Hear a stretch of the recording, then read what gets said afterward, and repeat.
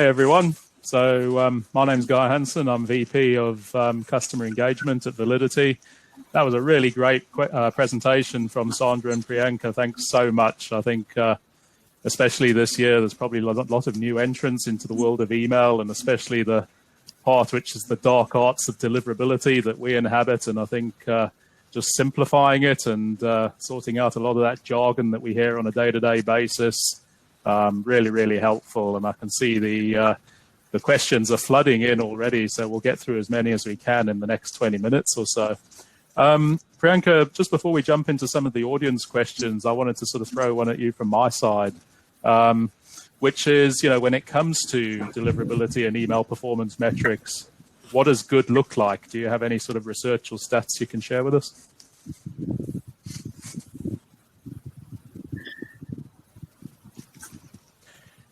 Priyanka, I think you need to unmute.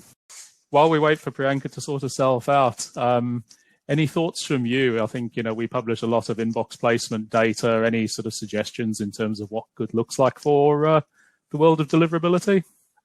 Well, deliverability anyway this year is completely different to anything. And we have seen that volume has been going up so crazily. And what we have seen before was that we had spikes, especially now during the pre-holiday period and of course Black Friday and all this kind of stuff.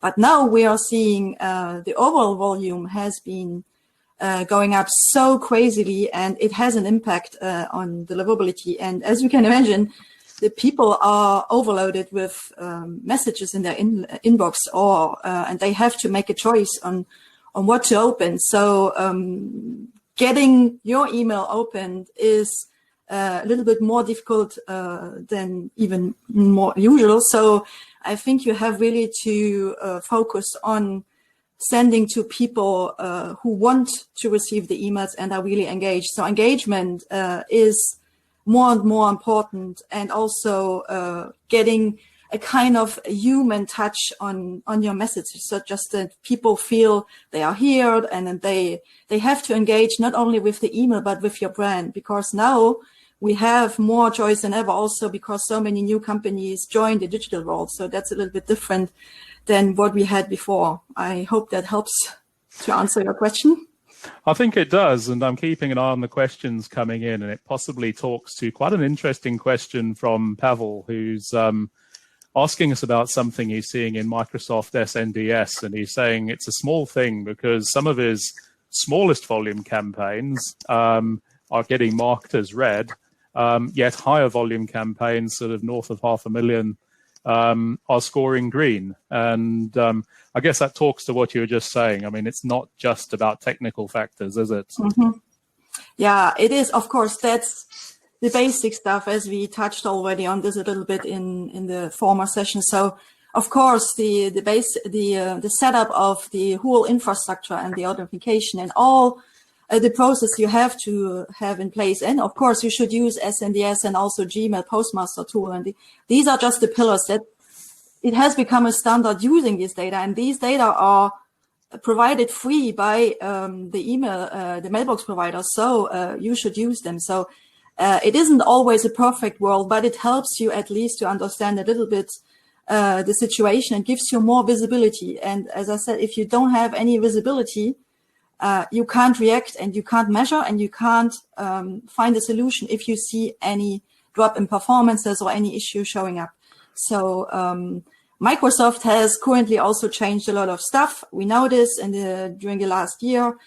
Some of the times the data can be a little bit complicated to understand, but I would always suggest to look at the tendencies and what you see in overall behavior. So, and if something is changing very quickly, then look if you change something in your regular sending basis. So if you edit, for example, a new list, you send to more subscribers, or for example, inactive subscribers for a special location. So it is more important to look for the tendency than sometimes only on one special occasion. So that would be my advice. I think that's great advice. I see Priyanka's rejoined us. Priyanka, do you want to just say something so we can see if we can hear you now?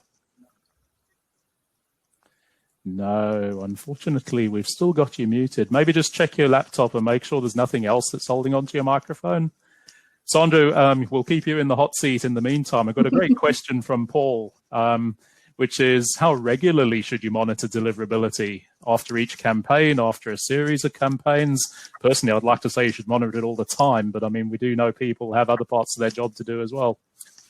Yes, I agree. Normally, you should always monitor your campaigns and the factors influencing it, of course. But we know also that you have other stuff to do, and it is very complicated for senders to have the time to take care of all these details, and it is time consuming. We know it. So, and that's why you should use a deliverability tool to have the possibility, for example, to set up alerts. So just to say, hey, I will keep going on with my normal stuff, but just alert me if something is different than usual. So you can easily get alerted on, for example, if you I don't think so, or I really hope it's not happening, that you got listed on a block list, or for example, if email engagement is so much lower than usual, or if you see that, for example, in a specific mailbox provider, the spam placement weight is going up significantly. So that's important to be able to focus on your daily business you have to do outside deliverability monitoring. And that's why it is so important, I think, for myself to have a tool in my hands where I can set up alerts and warnings easily for all what I want customized. So that means to your needs, what you want to have. Absolutely. Let some of that reporting automation do the heavy lifting for you. There's another interesting comment here, which sort of picked up on the comments that you and Priyanka made about the importance of consistent branding. And I think, you know, as a team, we've talked about how important it is that as a sender, even before you worry about what's the killer subject line, are you getting recognized? And I know that you've got some thoughts on the importance of good sender recognition. Yeah, so I come back what I said before, that today you have to stay out already in the inbox. And it's not only the subject line, it is also the sender name, or we call it a friendly form name. So it's not always the technical domain you are using for sending, but you can use a specific name showing up in the sender's inbox just to identify yourself. And sometimes I still see this, that, for example, if you sign up for a newsletter, then you get an email double opt-in, which is already a really great thing, asking for me to reconfirm, but it's saying accounting or something, I don't know. So there is no company name, there is no nothing. So users, we have to think about it today. We have even more users which are new in the digital world. They have to adapt to the current situation. So they have been more or less forced to sign up and to join all this digital email business because they can't go in their usual shop doing shopping anymore. So they go online. For them, is it even more complicated than for Can you hear me now? Perfect. There we go. Oh my God, good. Right. What can I answer for you guys now? Well, I think Sandra was just giving some great answers on the importance of consistent branding.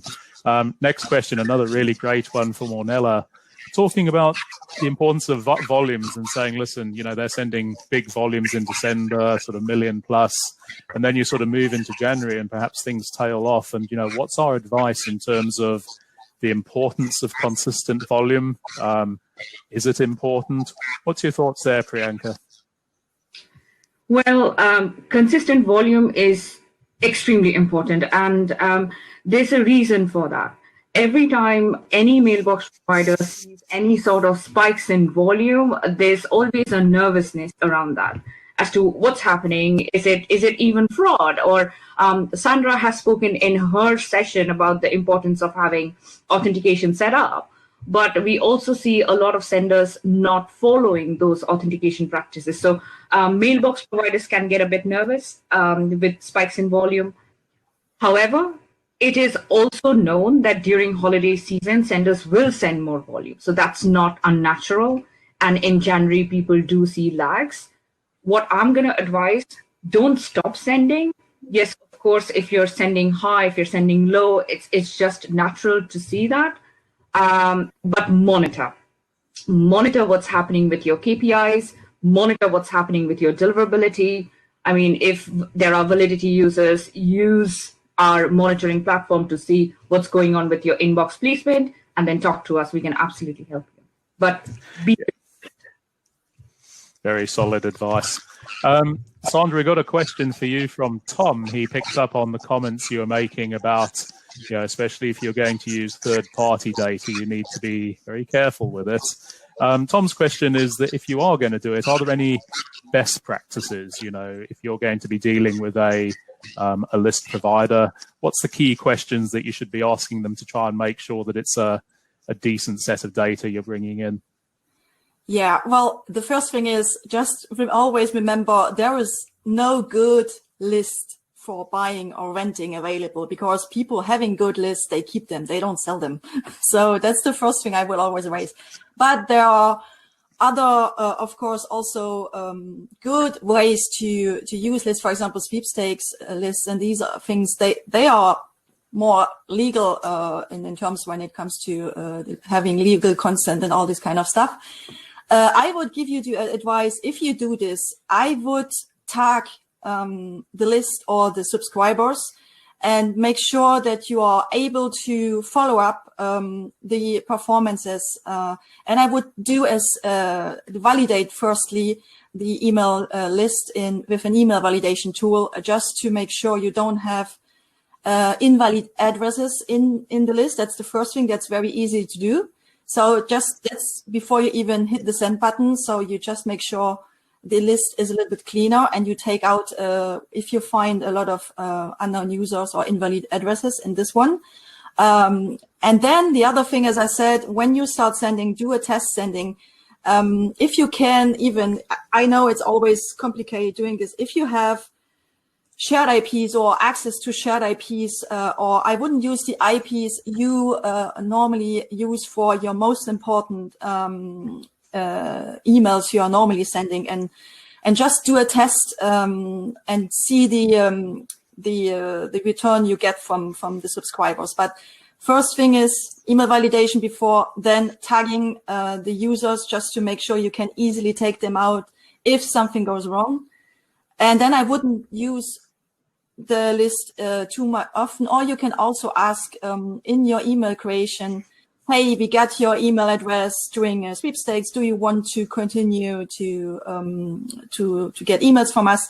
Just re-ask permission. So then you have, of course, a really clean list once the people gave you their permission again. So that means you have a better quality and more engaged users. I agree. Right, we've got a slightly provocative question from Priya. So it's also talking about IP addresses and the topic of IP warm-ups, something you've had plenty of experience, Sandra.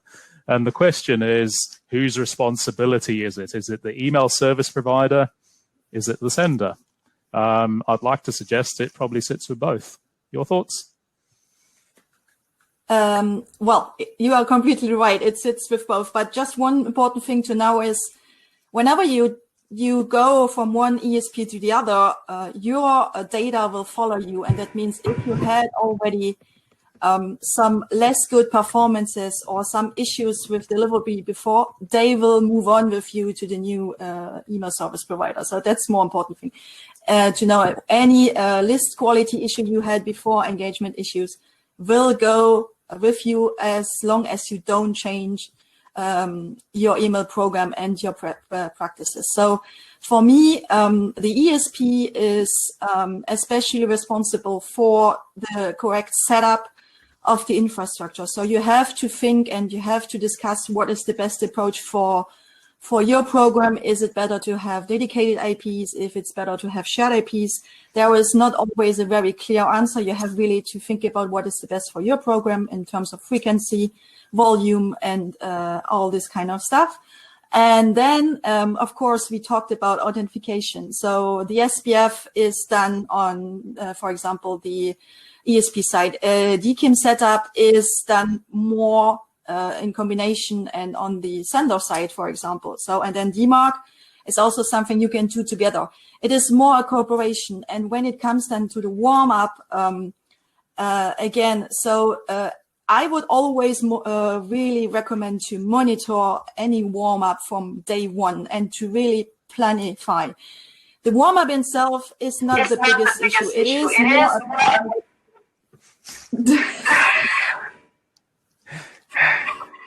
Priyanka, can you mute? I think you'll need to mute, Priyanka. We're getting horrible echo there. Keep going, Sandra.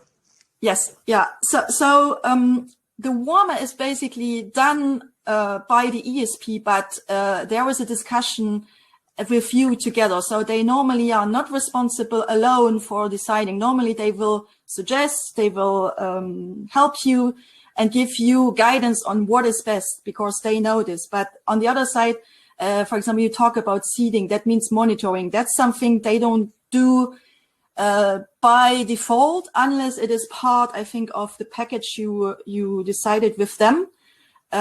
It really depends always on the decision and what you have agreed with the ESP. So I think it's a combined discussion and what you want and what are your expectations. There are some stuff, as I said, technical more from the ESP, but on the other side, the processes, as FBL setup, bounce handling and all this kind of stuff for the new infrastructure, they do this and they are really good at this. But on the other side, as I said, you have to make sure your email program has segmentation, the list quality and all this kind of stuff, which really will impact the warm-up.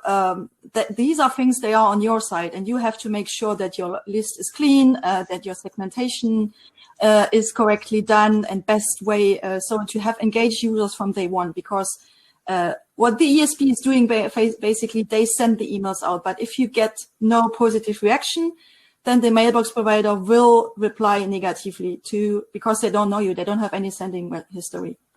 Absolutely. Priyanka, we'll try you once more. Do you want to just sort of give us a hello and we'll see what's happened to the sound?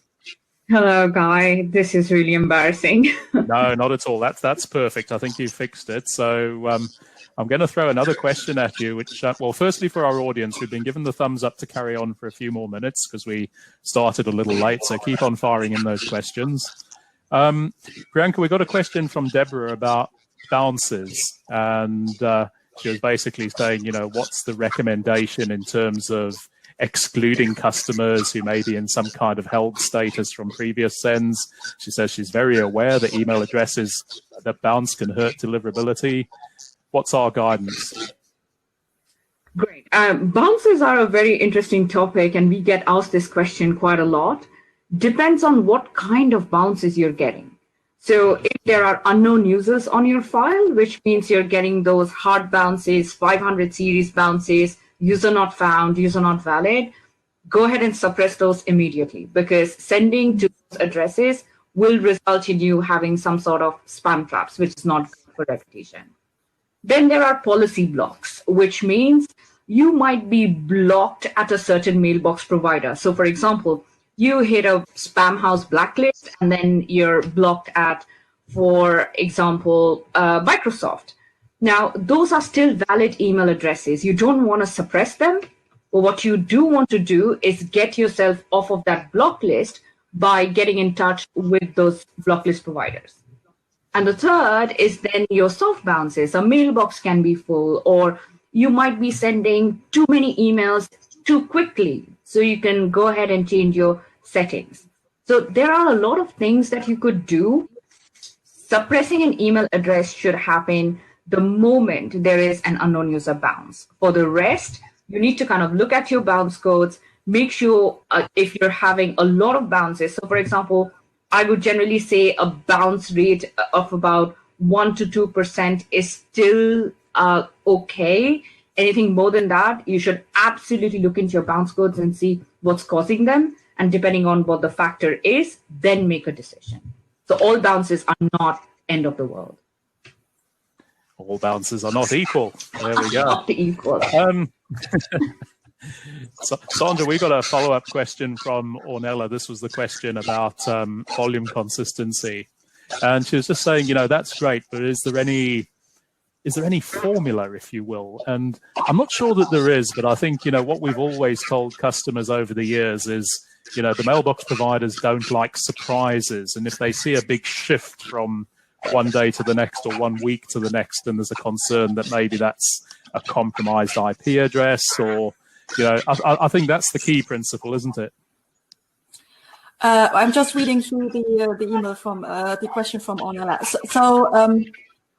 I wouldn't focus so much on the don't send more than 1.5. It's more about what you are sending and the reaction from your subscriber. So it is always the same thing. I think you have to prepare if you want to do some big send. If you can still try to do the sending not on only 1 day, but you can do it on 2 or 3 days just to lower the volume, for example, a little bit. So if it's just one specific campaign, for example, we know insurance companies, maybe sometimes at the end of the year, they have to send updates on policies or also important stuff about changes. So that's something, and we always would recommend, don't do it on one specific day, but do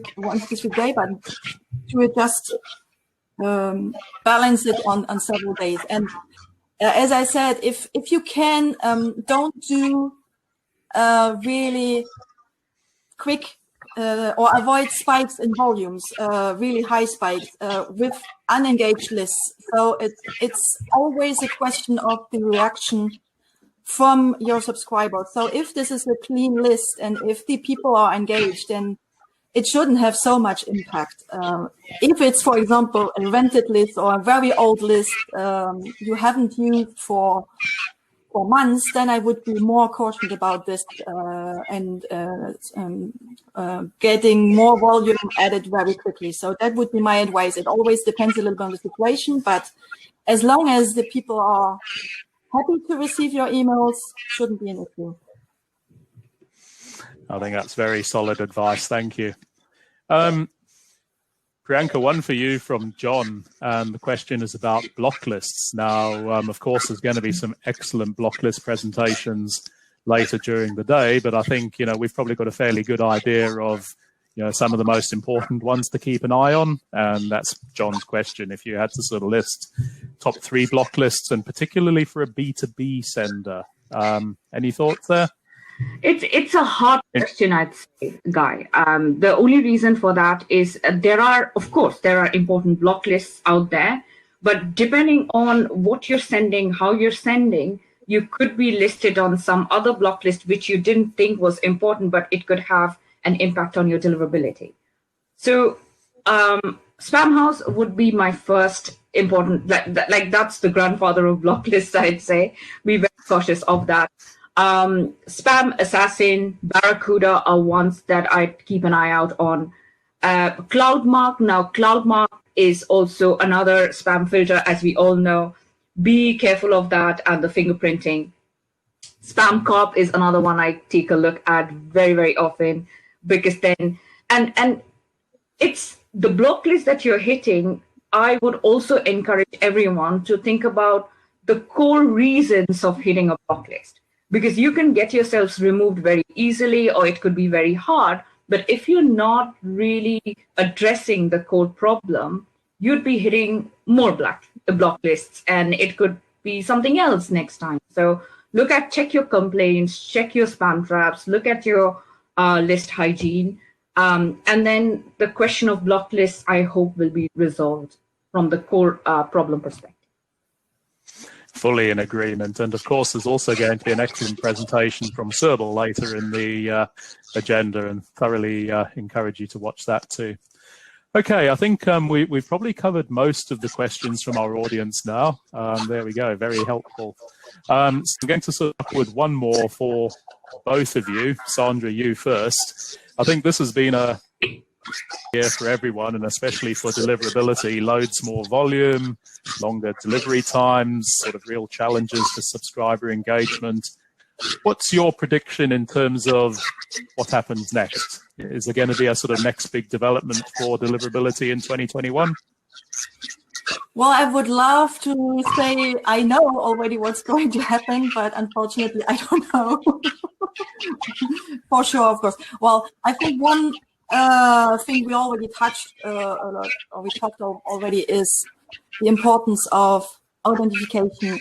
Not so much talking about SPF and DKN, because these have become fairly standards and are very implemented everywhere, because the reaction from the mailbox providers, if they are failing, are really obvious. You're getting into the spam folder or you are getting blocked. So, but there is another thing which is important, and we talked already a little bit about it, is DMARC. And it feels that sometimes still people are very worried about it, or they think it's very complicated, but it's not. But it's a really good additional authentication protocol to make sure you are not identified and you are not used for spoofing and phishing. So, because currently we see that only a small percentages of the senders is using DMARC. And so you should, if you have the possibility and your email service provider can really help you with this, implement DMARC, and also it basically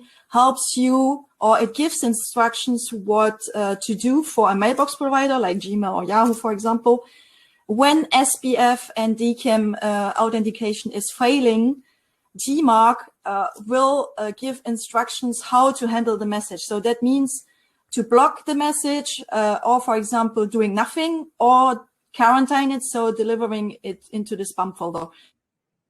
It's really to avoid any issues on your IP reputation and also the brand and domain reputation, because everything is connected. So I would say that is something, if a prediction that this will get DMARC policies will get more and more implemented as a standard by mailbox providers. So I would perfectly think that it needs to become a more adapted standard for marketers. I think that's absolutely right. And I remember we did our email summit event a couple of months ago, and Marcel Becker from Verizon Media was asked, what would his wish for next year be? And his simple answer was 100% DMARC adoption. And I think if you're hearing that from someone of the caliber of Marcel, you probably know it's worth taking heed of. Yes. Priyanka, same question for you. What's your prediction in terms of where deliverability is going next year? For me, it will be engagement. And Priyanka, you're muted. Can you hear me now? Okay. So next year, I think engagement will be all the more important than it has been. Engagement has always been important, let's just face it. But next year, because of the situation that we faced this year, a lot of people have gone through a lot of difficult situations. And a lot of senders have had to go online and digital and adopt and be flexible. So next year, I think engagement and the ways you can engage your will be so important. So for example, adopting more segmentation, adopting behavioral segmentation, for example, looking at your content and making it really relevant and really attractive for your subscribers to read and engage, to buy, other things that you should actually look at. But I mean, it's a prediction, but I think that could be quite big. I think that's absolutely right. Engagement's such an important topic. Right. Well, I think we've extended the hospitality of our hosts, but a really great session. And I think just looking down at some of the comments that we've been getting, not just the questions, but I think your presentation has absolutely struck a chord, and a lot of very appreciative feedback there. So Sandra and Priyanka, really great job. Thank you so much. And I think on your behalf, I think audience, if you've got more questions for Sandra or Priyanka, or myself for that matter, you're very welcome to connect with us on LinkedIn, and we'll carry on the conversation. And just a shameless plug for myself, I'll be back in a couple of hours with Anthony Humphreys from the RSPB, and we'll be talking all about the disruption that the world of emails experienced this year. And Anthony's got an absolutely fantastic case study from his own email program that he'll be sharing with you, so don't miss that. Audience, thank you so much for joining this session. Priyanka and Sandra, thank you so much for the time and effort, the content. It was a really, really excellent session. Andrew, back to you. From Team Email, thank you, Guy, for managing this little mini panel, and Sandra and Priyanka for putting together such great content at short notice. I'm sure you've got a million and one things to be doing right now. Really, really busy time of year for email marketers. So really appreciate you guys taking the time out for us. And I can see the delegates love this session. Looking forward to your session later in the afternoon, Guy, and future sessions with Priyanka and Sandra too, hopefully at future events.